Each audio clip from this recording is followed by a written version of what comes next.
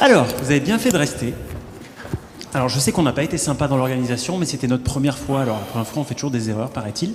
La prochaine fois, l'année prochaine, on vous laissera plus de temps de pause à midi, vous serez plus frais, mais je suis ravi de voir que la majorité, vous êtes encore là, parce qu'il nous reste 3 interventions. Donc, 3 interventions de 20 minutes, ça vous fait 1 heure. Ça va être la plus belle heure de votre vie. Très concrètement, donc restez. Moi, je suis là pour présenter la première personne qui va intervenir, mais la thématique, elle est un peu bizarre sur cette dernière triade, puisqu'on va parler de particularités cognitives, de profils cognitifs particuliers, de troubles psychiatriques et de prise en charge. C'est pas si bizarre? Oui, ben on verra ce que tu vas dire en troisième. Donc, j'ai l'honneur de vous présenter l'iconique Florent Nunes, qui va nous parler du sulfureux, et je sais que vous l'attendez, haut potentiel intellectuel, le HPI, et surtout de sa démystification. Veuillez applaudir Florent Nunes, s'il vous plaît.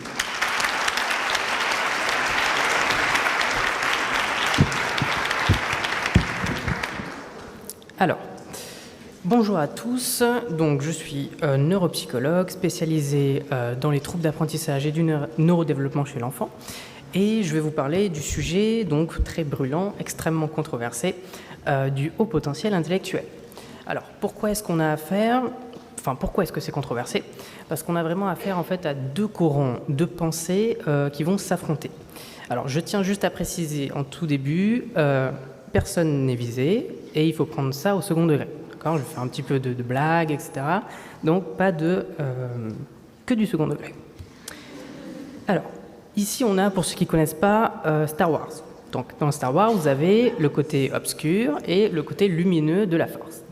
Donc, dans le côté obscur, il est souvent plus séduisant, il est mieux équipé que le côté lumineux, qui lui est bon, mais plutôt ennuyeux, il ne fait pas trop rêver. C'est un petit peu comme le dilemme entre un mec gentil et stable ou un bad boy. Donc, d'un côté, vous avez la science et les recherches fiables, qui tentent de dresser des tendances de fonctionnement psychologique généralisables à toute une population. Bon, déjà, vous voyez, c'est déjà moins sexy. De l'autre côté, on a les pseudosciences et les biais cognitifs. Donc, ce sont aussi des recherches, mais qui ne respectent pas vraiment la rigueur de la méthode scientifique. Et au milieu de tout ça, vous avez les enfants en difficulté qui attendent qu'on les aide. Et surtout qu'on se mette d'accord. Donc, juste pour l'aparté, les biais cognitifs, c'est des manières de penser ou de prendre des décisions qui peuvent être fausses ou trompeuses. En général, quand on se fait manipuler par le marketing ou ce genre de choses, c'est qu'il y a des biais cognitifs qui sont savamment exploités. Donc, dans les pseudosciences, vous avez des conclusions tranchées et dogmatiques. Vous avez un vocabulaire simple et vous avez généralement des ouvrages qui sont facilement accessibles au grand public. Vous allez sur Amazon, achat en un clic et c'est sur votre table de chevet le lendemain. Par contre, au niveau de la science et de recherche fiable, les conclusions sont beaucoup plus modérées. Elles sont multidéterminées, c'est-à-dire qu'un comportement peut être lié à plein de différentes causes. Et c'est un vocabulaire scientifique. C'est un jargon et les articles sont souvent peu accessibles, ils sont payants et souvent majoritairement en anglais. Donc si on n'est pas bilingue, déjà ça pose un souci. Alors, le vif du sujet, le haut potentiel, qu'est-ce que c'est? Alors, quand parler de HPI, donc vous avez ici la fameuse courbe de normalité. Donc c'est un petit peu un jargon aussi. Donc vous avez plus la courbe. On va dire que plus la courbe est haute, plus il y a de gens sous cette courbe. D'accord ? Et cette courbe-là est répartie en fonction du score de QI. Donc le score de QI, c'est ce qui est censé, on va dire, rendre compte de notre niveau global d'intelligence. Donc, on voit bien que la majorité des gens se situent entre 80 et 120. Donc on a 2 extrémités, un QI qui est très faible, donc qui correspond à ce qu'on appelle le handicap intellectuel, et de l'autre côté on a un QI qui est très élevé et qui correspond du coup à ce qu'on appelle le haut potentiel intellectuel. Quand vous êtes très élevé, donc sur ce haut potentiel intellectuel, ça veut simplement dire que votre QI est supérieur ou égal à 130. Ça veut donc dire que vous avez des compétences intellectuelles qui sont estimées comme supérieures à 98% des enfants de votre âge. Enfin des enfants ou des adultes. Donc ce n'est pas un diagnostic, ce n'est pas un trouble. Donc ce n'est pas une causalité de difficulté. Donc ça n'implique pas de pensée en arborescence, de dysfonctionnement émotionnel, etc. Et ça n'implique pas non plus de troubles d'apprentissage. Et donc du coup, en fait, je pourrais m'arrêter justement juste là et vous dire qu'il n'y a pas de particularité, mais le truc, c'est que ça va poser plusieurs problèmes. Donc, quels sont les différents problèmes ? Alors, si on en croit ce qu'on lit dans les médias, les livres un petit peu spécialisés, les HPI seraient majoritairement en échec scolaire, zèbres, inadaptés, hypersensibles, anxieux, dépressifs et je ne sais quoi d'autre. Comment... non, du coup... Comment en est-on arrivé à ce genre d'éléments, on va dire, contre-intuitifs, alors que de base, les tests de QI ont été inventés justement pour prédire, on va dire, les chances de réussite scolaire. C'est un petit peu bizarre, on va voir pourquoi. Hop. Alors, pourquoi attribuer ces particularités est un problème? Pourquoi c'est pas juste, on va dire, un sujet controversé comme d'autres sujets? C'est qu'ici, on va avoir vraiment des répercussions qui vont être problématiques quand on va avoir des fausses conclusions. Donc, le problème numéro 1, c'est que mon enfant a une difficulté. Donc, qu'est-ce que je fais? Je vais aller consulter un psychologue pour savoir qu'est-ce qu'il se passe. Ce psychologue va réaliser un test de QI pour avoir un regard, on va dire, sur le fonctionnement cognitif de mon enfant. Pour peu que son QI soit supérieur à 130, toutes les difficultés vont être considérées comme liées à ce qu'on appelle le diagnostic HPI.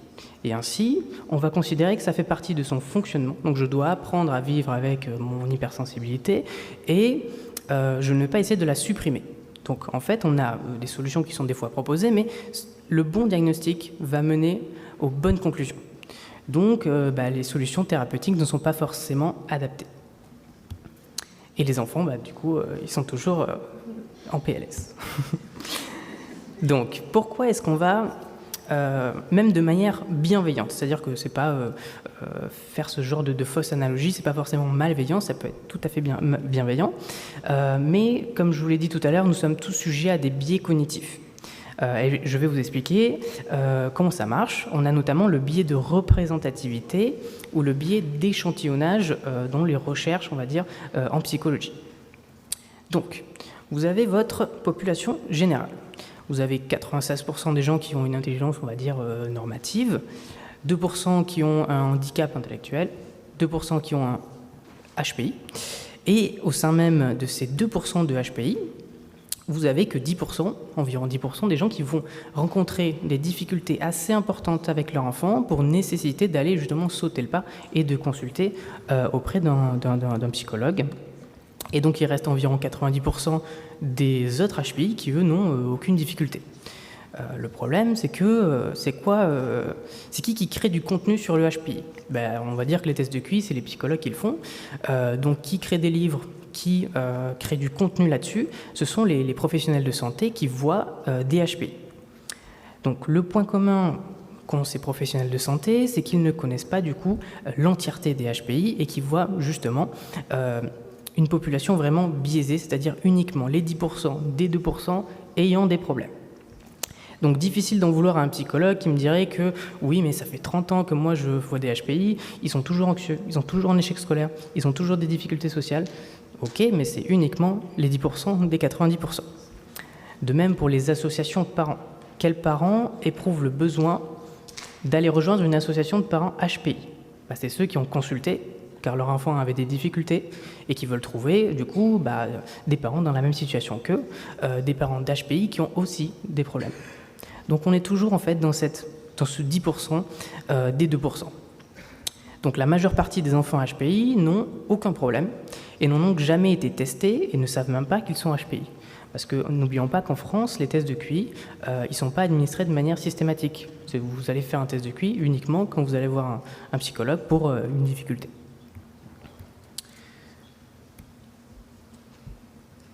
Alors, association de parents, voilà. Pour avoir un regard plus objectif sur la population des surdoués, il faut absolument prendre un échantillon qui, lui, va être vraiment global, vraiment représentatif de 100% de ces HPI. Donc du coup, forcément, il va falloir prendre des recherches beaucoup plus coûteuses. On ne prend pas qu'une vingtaine de HPI qui ont déjà été diagnostiqués. Il faut prendre un immense échantillon d'enfants au hasard, leur faire passer à tous un test de QI. On prend uniquement les enfants HPI et ensuite on compare est-ce qu'ils ont plus de difficultés que les autres enfants qui n'ont pas de HPI. Et donc là, forcément, on va se retrouver dans des situations un petit peu différentes que ce qu'on peut lire dans les médias. Donc, résultat, dans l'immense majorité des cas, les enfants HPI n'ont pas plus de difficultés que les enfants à l'intelligence normative.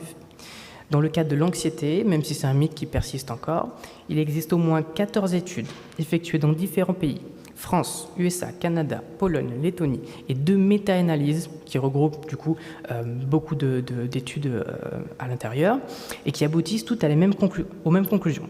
Donc les enfants HPI ne sont pas plus anxieux que les autres en moyenne. Enfin, la question à laquelle il est sans doute le plus facile de répondre, avec un haut degré de certitude, c'est celle de savoir si les surdoués sont souvent en échec scolaire. Et les résultats sont unanimes, sur pas mal de points, on va dire, et ce, depuis un siècle. Plus les enfants ont des QI élevés, mieux ils réussissent scolairement, plus ils vont atteindre un niveau de diplôme élevé, plus ils obtiendront des revenus élevés, plus satisfait est leur employeur, meilleure est leur santé et plus longue est leur espérance de vie. Donc vous voyez bien qu'on est loin des caractéristiques véhiculées par le grand public. Ensuite, on va passer sur l'inné vs l'acquis. Donc, ce que j'appellerais les faux et les vrais HPI. Donc, vous avez plusieurs compétences dans le cerveau qui sont censées se développer en même temps et qui sont corrélées entre elles et qui créent ce qu'on appelle le fameux facteur G, donc le facteur intelligence globale. Ça correspond aux différentes dimensions qu'on retrouve dans les tests de QI qui sont administrés. Pourtant, il n'y a vraiment que 2 indices qui sont très saturés en intelligence. Vous avez une intelligence appelée cristallisée. Elle est acquise, verbale, et elle rend compte de l'étendue de notre vocabulaire, de notre compréhension et de notre culture générale. De l'autre, vous avez une intelligence plus fluide, qui est vraiment innée, et qui rend compte de notre raisonnement logique, de nos capacités de déduction. L'intelligence verbale va augmenter tout au long de la vie, en fonction notamment du niveau socio-économique, de l'environnement dans lequel on évolue, etc.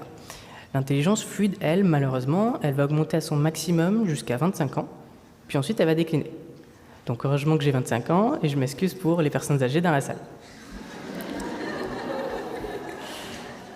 Donc, hop. L'intelligence cristallisée peut donc, vu qu'elle est acquise, être artificiellement boostée. Donc, d'où la fameuse phrase « Votre enfant n'est pas HPI, vous êtes juste riche ». D'accord. L'enfant peut, à un moment donné, avoir une culture générale d'un très bon niveau, notamment avec les études de ses parents, etc.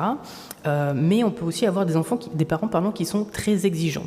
C'est-à-dire que si j'oblige mon fils de 5 ans à apprendre par cœur le livre sur le cycle de l'eau, et que je lui fais un rappel tous les jours, et qu'ensuite que le cycle de l'eau il est acquis, je passe sur d'autres concepts qui ne sont pas de son âge, forcément à cet instant T, quand il va aller voir le neuropsychologue, il va avoir des compétences qui ne sont pas de son âge, et qui sont du coup supérieures. Donc là vous avez, je rappelle que le critère sur le QI, c'est le quotient intellectuel total. C'est, on va dire, ce qui est sujet aux consensus internationaux, QI total supérieur à 130. Donc là, vous voyez qu'on a pas mal, ce sont toutes les fonctions qui sont évaluées dans le test de QI. On a des choses qui sont assez homogènes, donc vous avez une compréhension verbale supérieure à 130, le raisonnement fluide supérieur à 130, et tout est à peu près homogène. Donc là, on peut parler de ce qu'on appelle un haut potentiel global, donc il n'y a pas de souci, vous êtes vraiment haut potentiel. Ici, vous avez juste des parents un petit peu exigeants, ou alors vous êtes très très riche, ou vous avez un super niveau socio-économique, ou vous avez un prof particulier. Parce que là, tout est normal, sauf votre compréhension verbale. On va aborder ensuite le phénomène de compensation. Alors, un petit peu plus compliqué. Alors, ce n'est pas parce qu'on est HPI qu'on n'a pas de trouble, d'accord ? C'est juste que la causalité des difficultés que vous allez retrouver chez votre enfant ne sont pas directement liées au HPI. D'accord ? On peut donc être HPI dysgraphique, HPI anxieux, etc. Le haut potentiel va justement rendre le repérage et le diagnostic un peu plus difficile à cause du phénomène de compensation. On dit souvent que le HPI va masquer le trouble et que le trouble, lui, masque le HPI. Alors, plus un enfant est intelligent, plus il va avoir la capacité de compenser des troubles d'apprentissage, du neurodéveloppement, etc. C'est donc spécifiquement le cas des enfants HPI qui sont, eux, très intelligents. Ainsi, ce qui compte, c'est donc le décalage entre une compétence spécifique en elle-même le décalage entre la compétence et l'intelligence. Donc imaginons qu'on a parlé un petit peu ce matin des tests d'attention qui n'étaient pas forcément utiles. Pour moi, il faut les recontextualiser dans une approche qui est vraiment globale, c'est-à-dire qu'ils ne servent pas à rien, mais tout seuls, ils ne sont pas parfaits. Donc si vous imaginons que vous fassiez un bilan attentionnel pour votre enfant. Si on ne fait que le bilan attentionnel et qu'on ne prend pas en compte le potentiel de compensation, donc le potentiel d'intelligence, on ne verra pas ce fameux décalage. Ainsi, un enfant à l'intelligence normale est donc censé avoir une mémoire normale, et un enfant à l'intelligence très élevée est donc censé avoir une mémoire élevée ou très élevée. Et donc, il faut donc, comme je le disais, passer par une conception vraiment intégrative, où vous prenez en compte les tests neurocognitifs, vous prenez en compte le regard clinique, qu'est-ce que moi je vois, typiquement en consultation, est-ce que c'est un enfant qui bouge, est-ce que c'est un enfant qui est agité, etc. Et ensuite, je regarde un petit peu ce qui se passe au niveau de ce qu'on appelait l'écologie.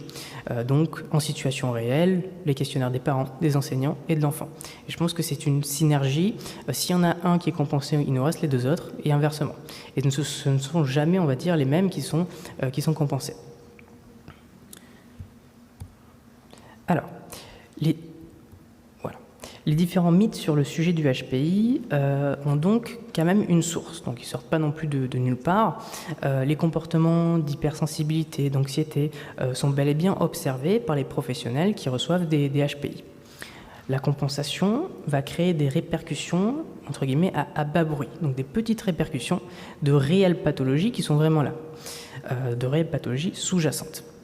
Donc, un enfant peut être, par exemple, dyslexique, dysorthographique, mais ne pas avoir de grosses difficultés de lecture. Ainsi, on peut avoir, par exemple, une dysorthographie un petit peu résiduelle. L'hypersensibilité émotionnelle, qui est censée être associée au HPI, pourrait tout simplement être liée à un trouble anxieux, mais qui ne soit pas aussi invalidant parce que j'ai une capacité de compensation. Ce qu'on appelle la sensorialité, on en a un petit peu parlé tout à l'heure, ou l'hyperesthésie, avoir une sensibilité un petit peu accrue des sens, etc. Ça peut venir notamment de particularités sensorielles qu'on trouve dans le trouble du spectre de l'autisme. La fameuse pensée en arborescence, et on en parle beaucoup, avoir des idées un petit peu qui fusent et ne pas avoir une pensée linéaire, ça peut venir de ce qu'on appelle les digressions, c'est-à-dire des enfants qui ont des troubles de l'attention et qui vont sans cesse changer de sujet, qui vont avoir du mal à savoir quand s'arrêter. Et ça peut venir de ça. Et au final, l'anxiété peut tout simplement venir de ce qu'on appelle les inquiétudes et les ruminations anxieuses qu'on peut trouver dans soit une anxiété normative, soit un trouble anxieux, quel qu'il soit. Et enfin, on va aborder la partie sur la malveillance. Donc, c'est-à-dire qu'on peut être bienveillant et se tromper, mais vous avez aussi des gens qui font exprès de véhiculer ces idées-là.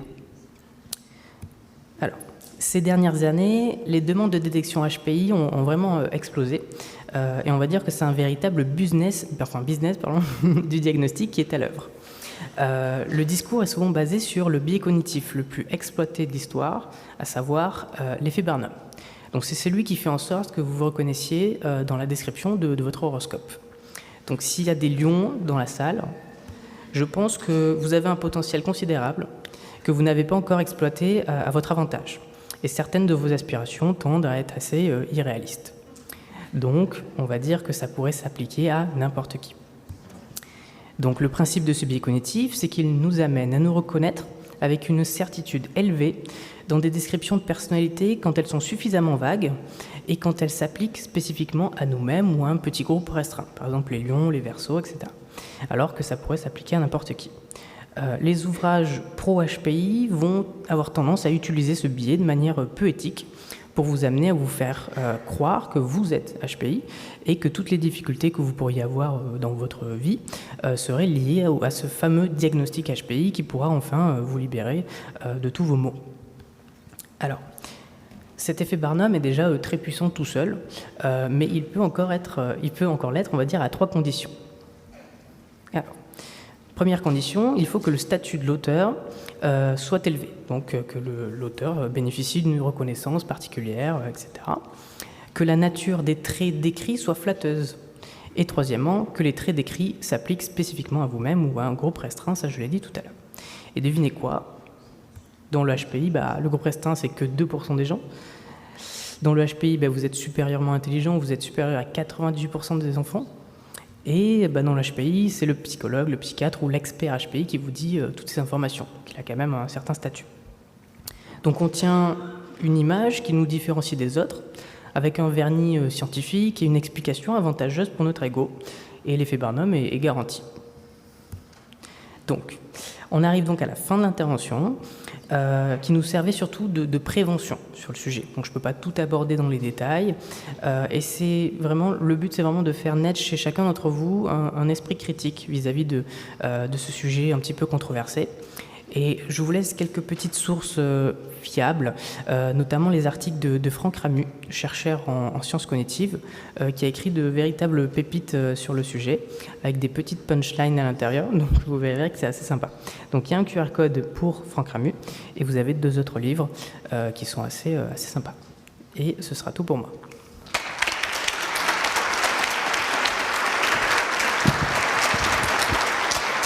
Merci beaucoup. Merci Florent pour cette démystification.